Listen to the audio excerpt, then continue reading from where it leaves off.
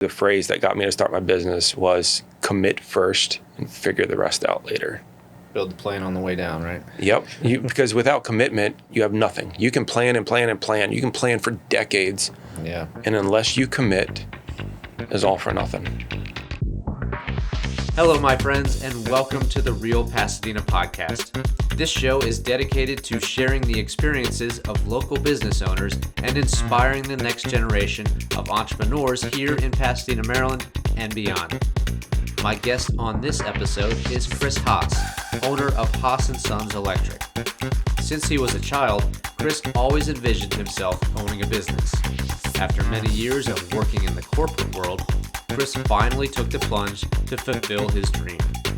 Recognizing the need to connect with the local community and understanding the importance of systems and processes, Chris began very intentionally reverse engineering his vision.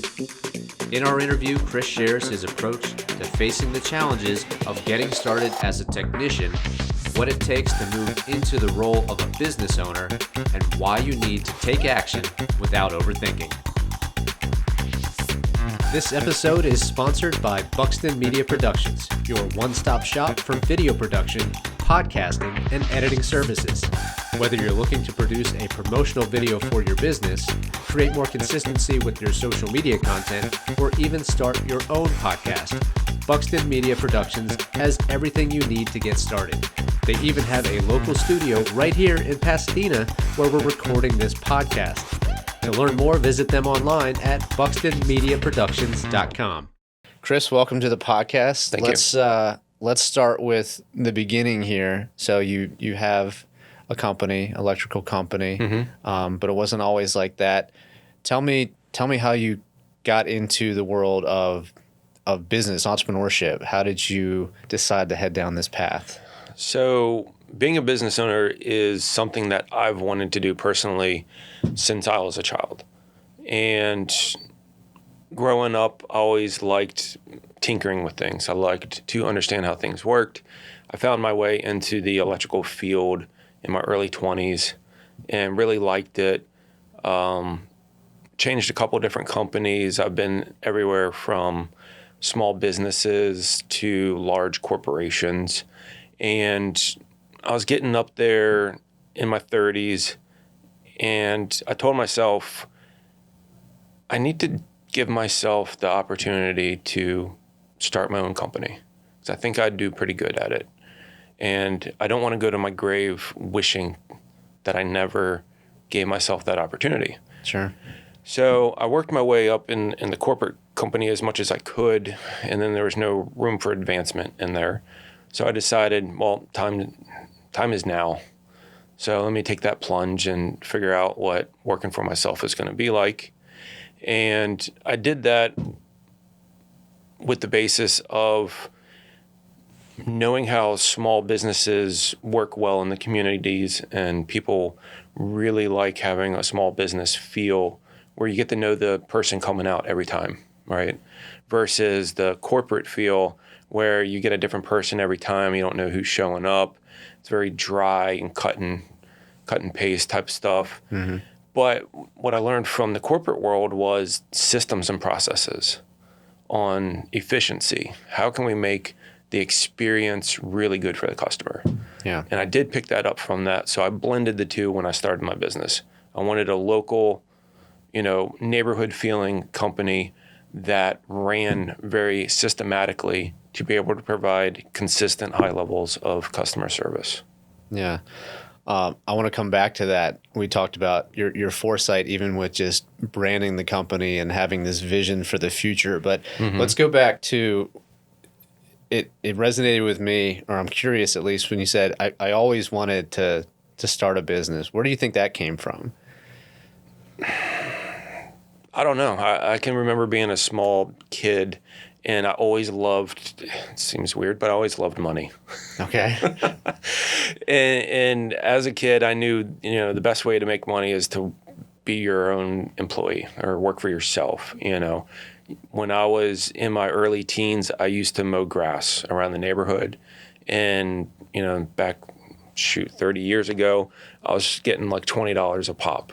And I have 4, 5, 6 lawns that I mowed just up and down my street every week. You know, being 12, 14-year-old, making $100+ a week. I mean, that was absolutely amazing. Yeah. So I got into that for a while and then went to college, got into repair work. I actually worked at a bicycle store for a number of years, but then kind of realized that there's not a lot of money to be made in repairing bicycles. Like you can make enough to like get by and things like that. Yeah. But I wanted a career where I had a lot more room for success.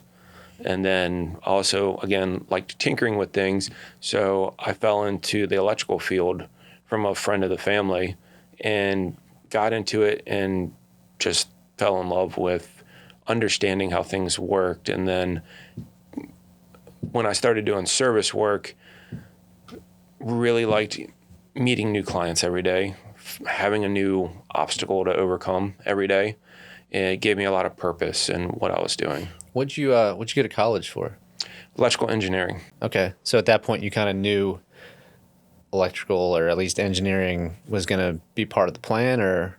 Yeah, that's what I wanted to do, though I had a lot of difficulties with the schooling itself. Okay. So the classes, getting into calculus and physics and stuff like that, I found myself not being able to understand. I just couldn't grasp that very well and ended up dropping out.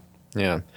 Well, part of the reason that I started this podcast was I felt very similar feelings towards school and education and the path that I was being put on. I couldn't define it at the time, but there was a lot of resistance going on.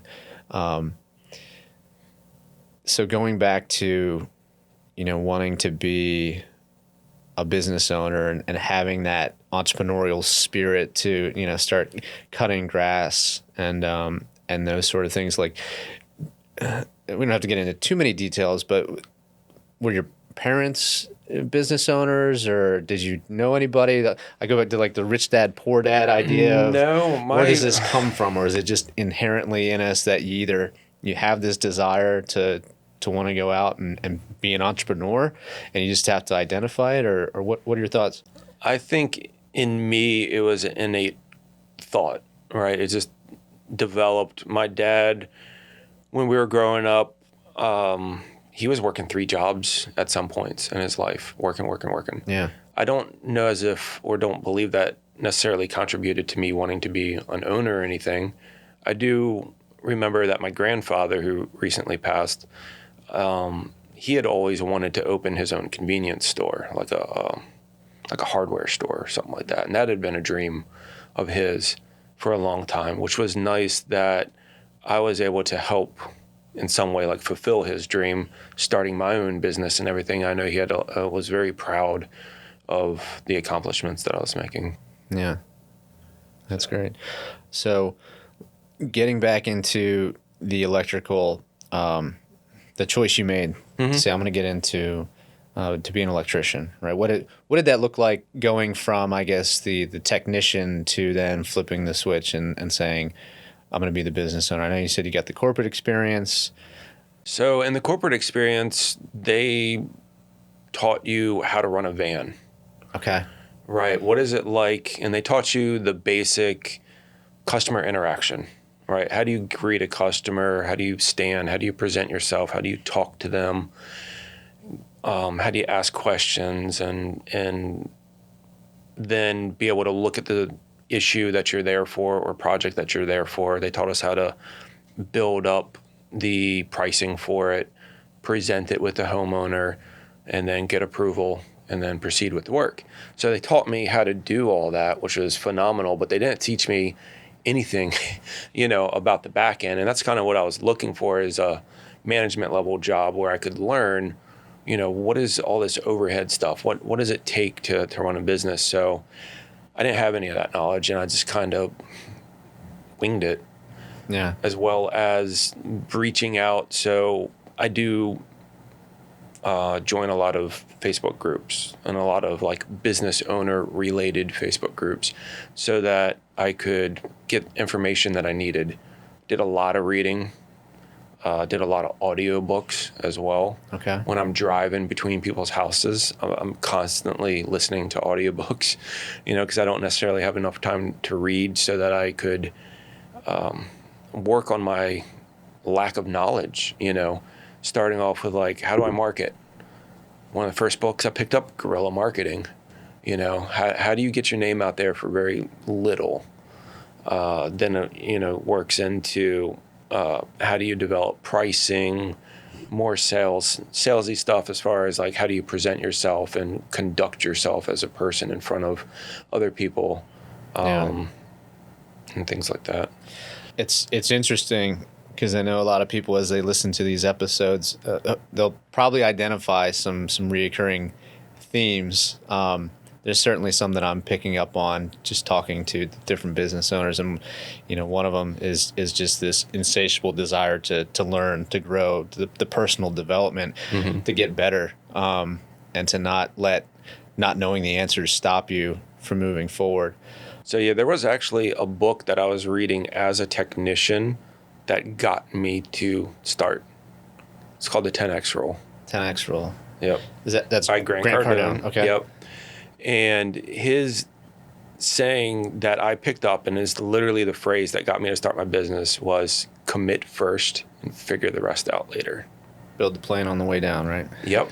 Because without commitment, you have nothing. You can plan and plan and plan. You can plan for decades. Yeah. And unless you commit, it's all for nothing. So and I still commit, commit first and figure the rest out later, because that's what moves the needle. Yeah. Let's go back to when I mentioned you had this vision, which I always admired when you started the company, because this is when I was working back at Mojo. Yeah.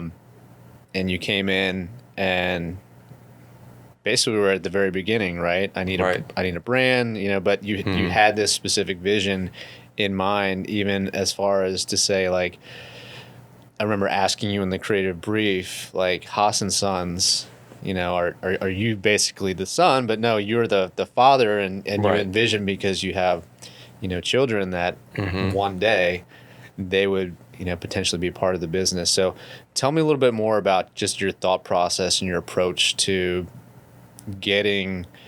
starting to build the plane, right? What did that look like? Well, for me, I always had an end goal in sight. So working in the corporate field in a very big company, they had over 600 employees, the company that I worked for. I knew what our market is capable of doing based off of what they were doing.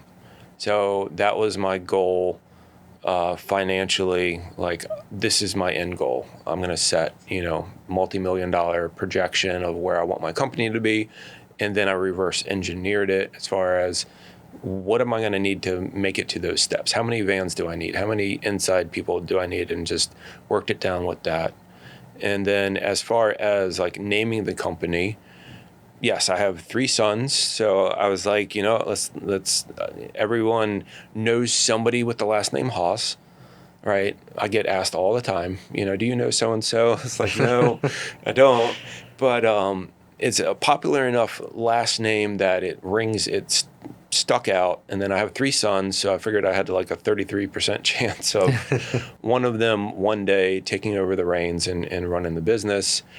And with that, it also gave it legacy, like instant legacy. Like, even my first months of being in business, people thought we'd been in business for years, and I was like the grandchild or whatever that's, in the business. But lo and behold, no, I'm the founder, and then I'm building it for my generations to come. Yeah, I love that. I thought it was brilliant. What were some of the biggest challenges that you faced, and how did you overcome those getting started? Getting started, capital. You have no credit, or, basically you have no credit or very little credit. And we were buying really old used vans just to get us out there that needed constant maintenance, and trying to pay yourself, trying to advertise, figuring out like, well, how much money can I commit to paying for advertising because I got to get my name out there, right? I want to be omnipresent with my name, but my budget certainly isn't anywhere close to being able to afford that. I need, I want to be a household name.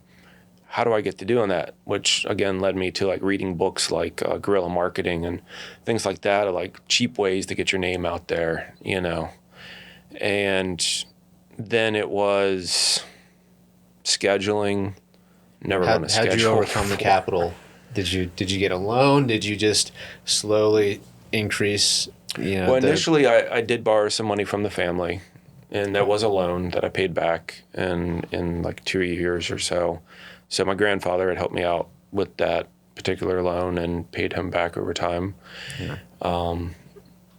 Other than that, I'd squirreled away money, and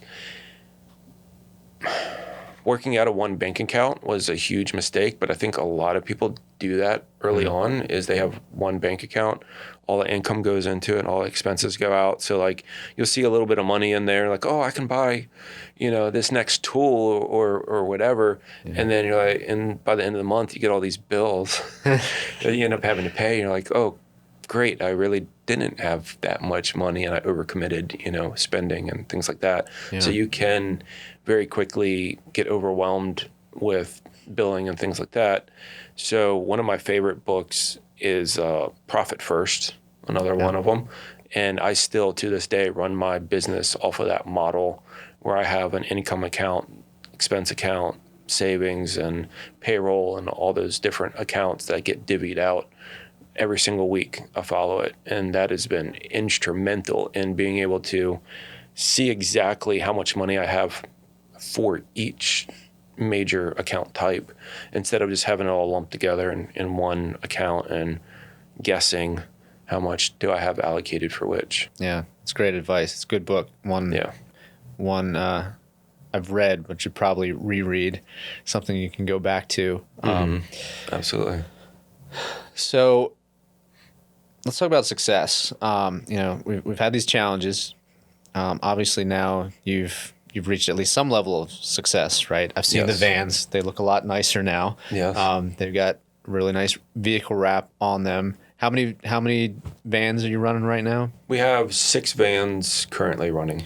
And what is the goal that you set for yourself to be able to, when you reverse engineered it, I need X amount to get to that number? Back then, because things have gotten more expensive over the time. Sure. So back then, I think it was around 30 technicians that I was, like 25 to 30. And now, because of the way things have changed, we'll probably do around 20 technicians.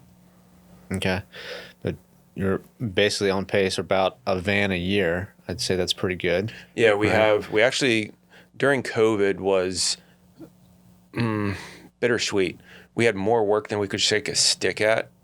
But I couldn't get in any employees because every other company during that time, electrical business was booming.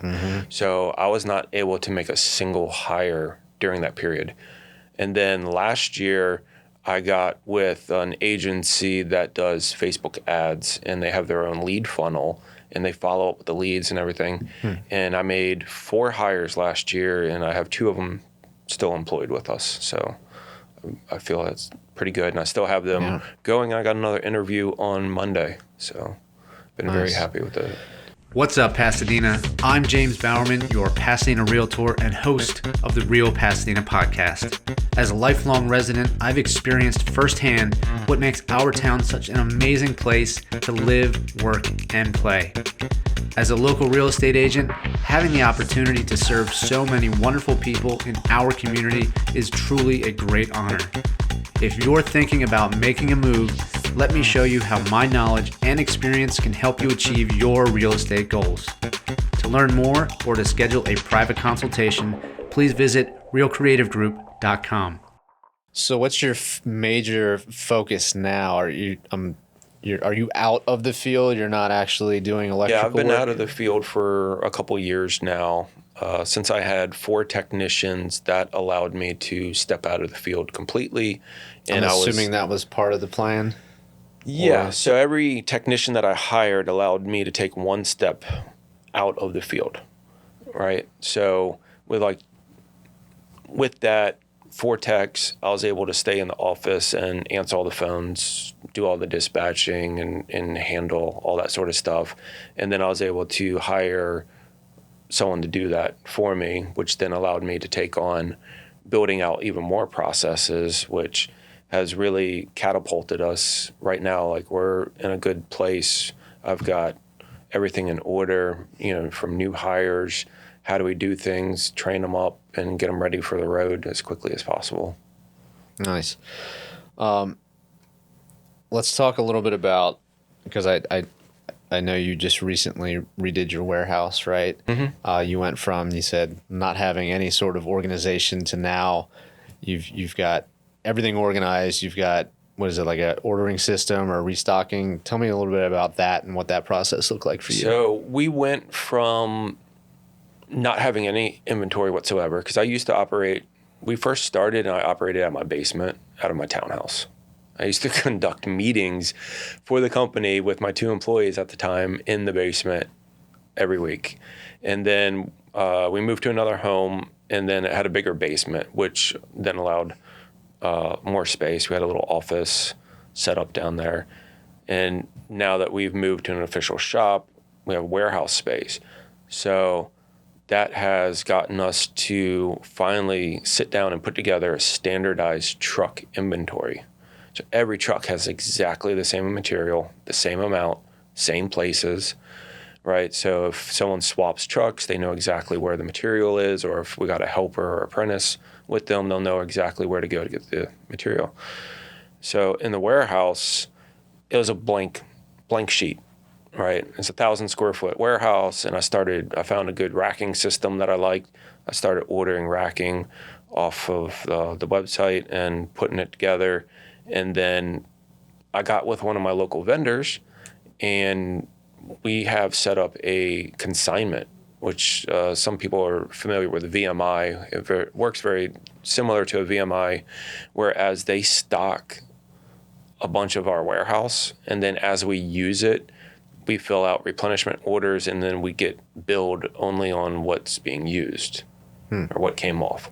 So that helps with overhead expenses. You don't have as much capital sitting in those. Yeah. And then there's a lot of items that they don't carry, maybe from another vendor, that we do carry, and we try to keep like a week or 2 worth in our inventory system. So that way we're now keeping our technicians out of the supply houses. We're keeping them out of having to run out and get materials, right? We have warehouse technicians. So if a technician has a job and he needs material, he can call in and say, hey, I need this material. I don't have it on the truck. And then we'll go out and deliver it to him. He doesn't even have to leave. So it allows him to accomplish the jobs faster and saves the customer time, because now we don't have to reschedule jobs and come back on a different day, and they have to take off another day. And it helps us as a business because we're now more profitable. We just got done with that job 100% rather than having to make another trip out and waste all that fuel and everything on another day. So now he's got another opportunity on another day to do more work instead of having to go back to the same job that he's just at. Yeah, that sounds huge. So let's talk about relationships, connections. I know we started off before we started recording talking about a new relationship that you're building with a different type of technician. But are there any relationships you can pinpoint that helped you start to grow and scale, or we can talk about the one that we were recently discussing? Well, trying to find relationships with people that you can actively refer clientele back and forth. So I'm also friendly with other electrical companies around here, small businesses, same size, same shape. They run very similar to us. So sometimes we're slam busy, sometimes they're slam busy, and they get that customer with that emergency call, and we'll call each other like, hey, you got any openings? You can take this call for us, and vice versa. And then going outside, like I'm an electrician, so for me, making friends with plumbers and HVAC companies and things like that, and being able to refer clients back and forth has been very good for us and very good for them, because we vet them to make sure that they're a similar company, right? You want to have a company that's very similar to yours, so that customer is receiving the same level of customer service that you're providing. They're a reflection of you. Correct. So yeah, it's your reputation is on the line just as much, right? Right. So if you don't want to recommend somebody that's a lot lower than you in their quality and representation of their business, or you might also recommend a company that's light years above you, and then you look like not as pretty as you were before. Yeah. What's been your process with that as far as finding good referral partners? That I don't have a written process for, other than, a lot of times we'll interact with another trade on the site. Maybe a customer will have us coming over and doing our electric work, and then there's a plumber over, and my technician's like, I really like how these plumbers are, or these HVAC technicians are. I think, they might be a good referral partner for you. So then we'll exchange information and set up a time and do a meet and greet and see if we truly are a good fit to refer clients. Is our service territory the same? That's another big thing, because sometimes our territories might only be complete opposite ends of the state, or they go into areas that we don't go into, and we don't want to get clients that are too far away from us, because we try to stay more local, and they might have a much broader territory that they go to. Yeah. What's new? What's on the horizon for Haas and Sons moving forward? Any big plans as we go into the biggest plan that we have, and I've got my senior technician that I'm grooming for management, but we need more field technicians to be able to support the financial offset of him, one, not being in the field creating revenue, and two, him being in the office absorbing revenue. So we need more field technicians to be able to offset that. And right now I've got him coming in twice a week, learning how to do the admin type of things. And then as we get more employees, again, like myself, able to take one step further out of the field and into the office. And I think with that, it's going to really catapult us, because he's going to be able to take a lot of my day-to-day things that I'm currently doing that would be better suited for him to do, and allow me to focus more on networking, marketing, figuring out other ways to get our names out there, and things where I'm working more on the business and the growth of the business, as opposed to working in the business and doing day-to-day menial tasks. Sure. Let's talk about the technician side of things and what that looks like. Since you got into the trade, what does that look like today? I know, again, part of the reason I started this podcast was to kind of bring to light the different opportunities that someone might have coming out of, let's say, high school, or maybe college isn't the path that's for them, which I think is becoming a little bit more commonplace these days. That why spend all this money on a piece of paper? But I feel trades have gotten a little bit more focused recently as well, to say, hey, like you can go do this trade, you'll learn a life skill, you can get paid immediately, not have debt. Do you find there's more people that are entering these sort of trades that gives you more opportunities to hire, or what does that look like in your world? Yes. So the great thing about the trades is most companies will pay for your schooling. The problem I'm finding, because I get a lot of applicants, is we don't have a big apprenticeship program. I have a very limited apprenticeship program. I can only take on so many helpers and apprentices because I only have so many technicians to partner them with. So there is apprenticeship programs, and again, most companies pay for them to go to school, and you're earning money while you go to school, as opposed to paying to go to school and not earning money to get a piece of paper. And it's not for everybody, but for those that do, within 4 years you're making really good money. You can buy a house, you can buy a car, you can live out on your own, you can start a family, with a 4-year apprenticeship program. Yeah. And then once you're done with that, there's different special interests that you can go into, in any field. And I know for electrical, you've got residential, you've got commercial, you got industrial, right? And then you've got like other, like solar, and you have other niche areas that you can go into. And even with those main categories, there's installation, remodel, and then service work. So there's companies that specialize in all of that. For me, I really liked talking to homeowners. So I like doing the residential. I like being in homes and, fishing wires through those. I didn't like new house building.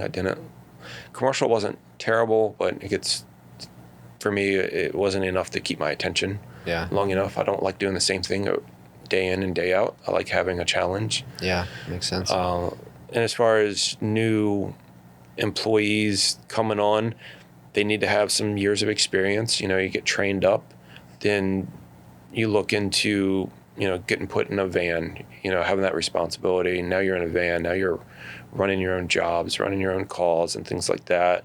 And then as you learn more, normally you're then partnered with a helper or an apprentice.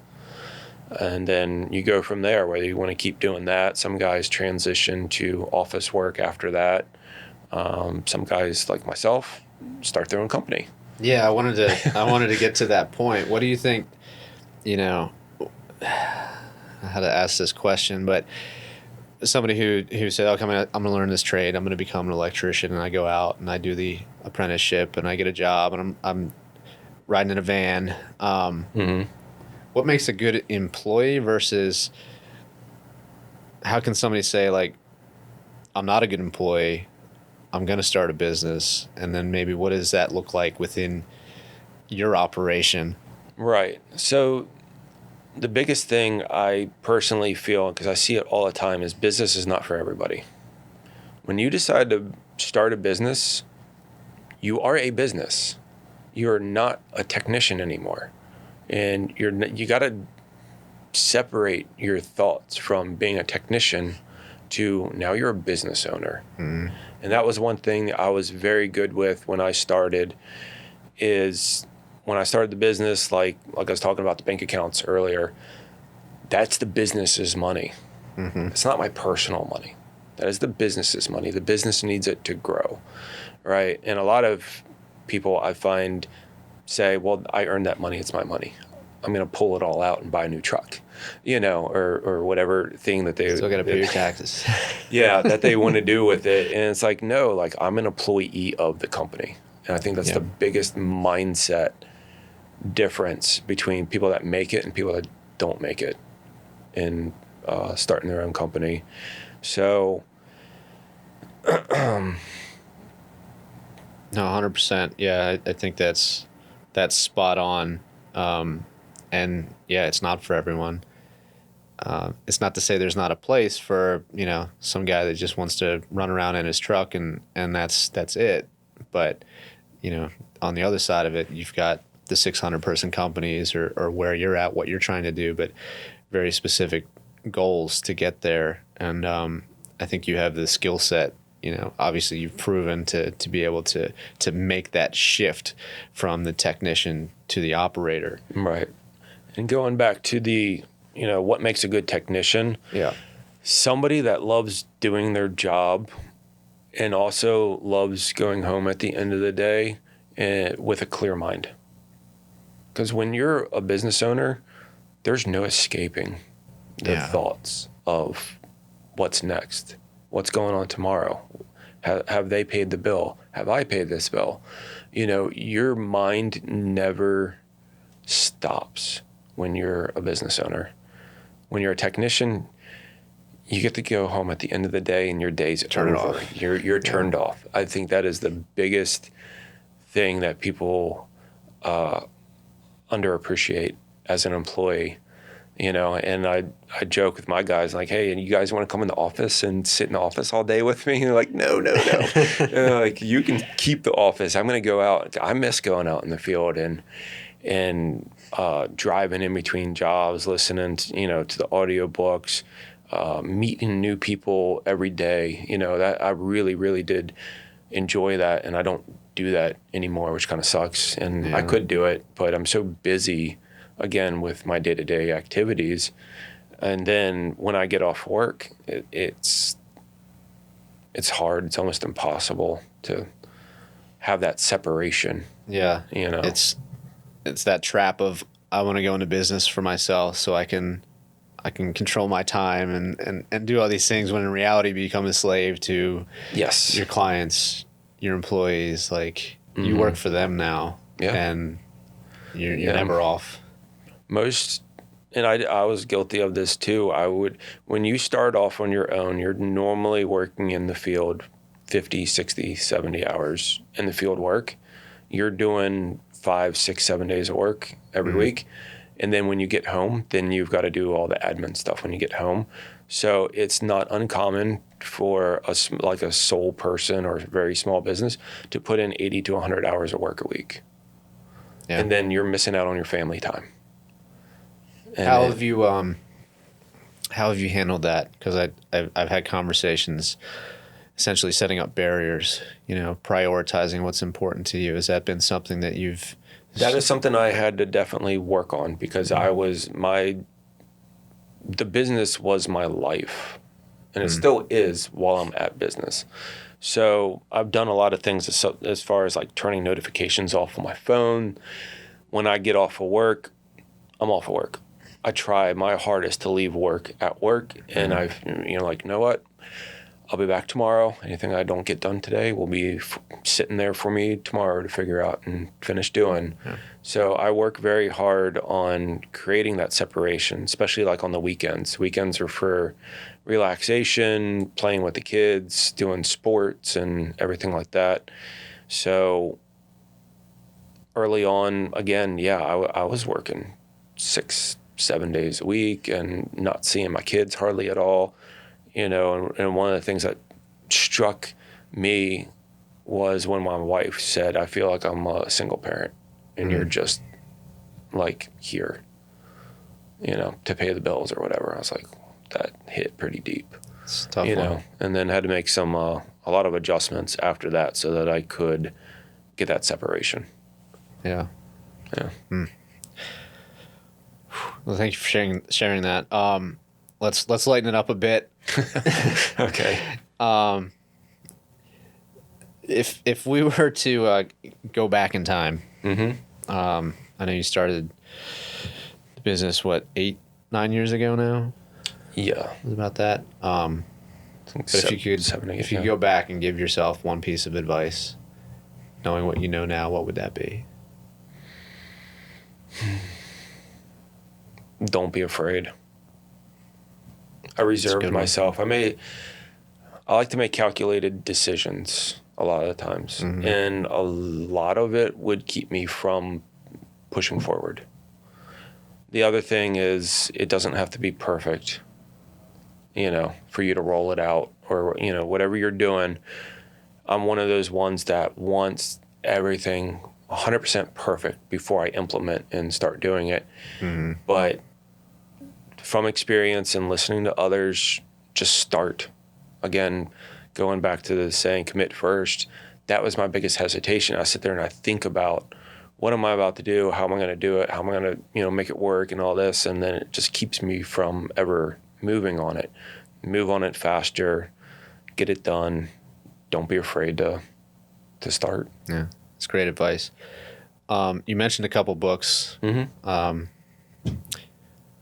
Any other books or podcasts that you would recommend for somebody who's thinking about heading down this path of entrepreneurship? Yeah, there's a lot of different podcasts, and you can find ones rated, whether you want marketing, even accounting, how to run a business. They got tons of different ones. Books, I've gone through quite a few books.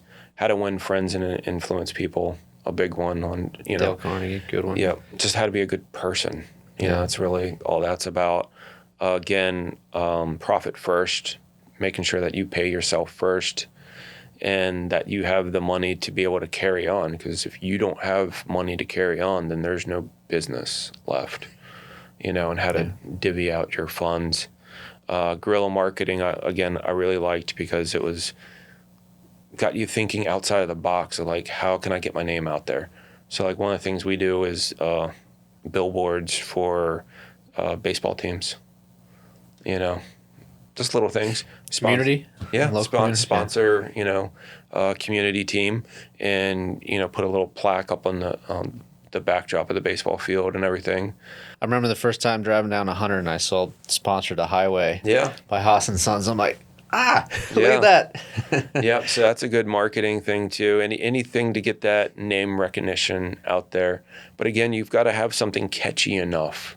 So our logo, right? I do wish I committed to going with the full rebranding much earlier, because we've gone through, I think, 3 or 4 different iterations since we first started, and I've got pictures of all the different trucks as they've changed over the years, and it went from looking like we were just a generic like commercial company, and then it got lightened up a little bit, and then it looked like, okay, it's a softer image, goes along with the retro feel that I was trying to go for, and then we eventually had it rebranded and just knocked it out of the park. It's loud, it's vibrant, you can see our trucks a mile away, and I think I saw one this morning, actually. they really stand out, which is good, because even if you don't necessarily recognize the name or remember the name, you remember the logo with it. Awesome. Well, great advice. Glad to have you on the podcast. A lot of good information. Wishing you the best of success moving forward. Thank you. And appreciate the conversation. Absolutely. Thank you. Appreciate being here. My pleasure. Thanks, Chris. Certainly. Thank you for listening to this week's episode of the Real Pasadena Podcast. If you enjoyed the show, please subscribe and leave us a 5-star review. Real Pasadena is your local online source where we cover the real news and highlight the real people impacting our community. Be sure to check us out at realpasadenamd.com, where you'll also find all the show notes and additional episodes of the podcast. Thanks again for listening, and until next time, be well, my friends.